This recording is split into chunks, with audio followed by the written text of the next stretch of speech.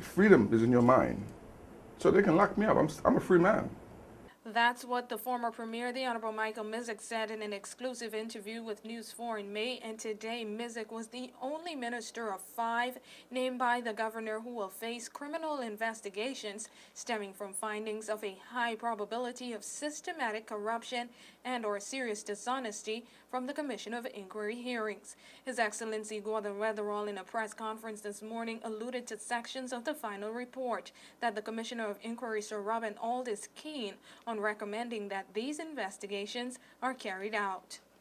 The Commissioner's final report also makes preliminary findings and recommends actions including the institution of criminal investigation in relation to former Premier Michael Mizik and 4 of his former cabinet ministers of possible corruption and other serious dishonesty. It confirms the recommendation in the interim report for the establishment of a civil and criminal recovery unit and the appointment of a special prosecutor. The former premier has often lashed out at the governor and the British government in recent months, criticizing their roles in the Commission of Inquiry and even going as far as to label the governor as a racist dictator. Mizik is currently in the process of fighting a legal battle in the UK High Court to prevent the recommended suspension of the TCI's constitution and the denial of a trial by jury. Also in the May interview, the former premier made it known that he did not fear just what the governor confirmed in his address. I am not afraid. I'm not afraid of anything. I'm not afraid of anyone. I'm not afraid of the British. I know what they're trying to do. You know what they're trying to do. I'm prepared to fight to the bitter end. I'm prepared to fight even if I have to fight alone. I'm prepared to fight until the last breath has left my body.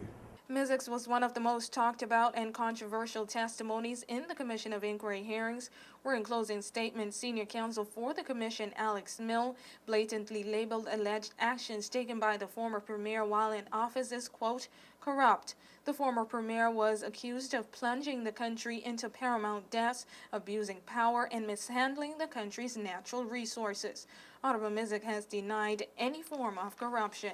It can't be right for a British minister, including the Prime Minister, to have breached rules and laws there and apologize and pledge to change the system so not to allow those breaches in the future.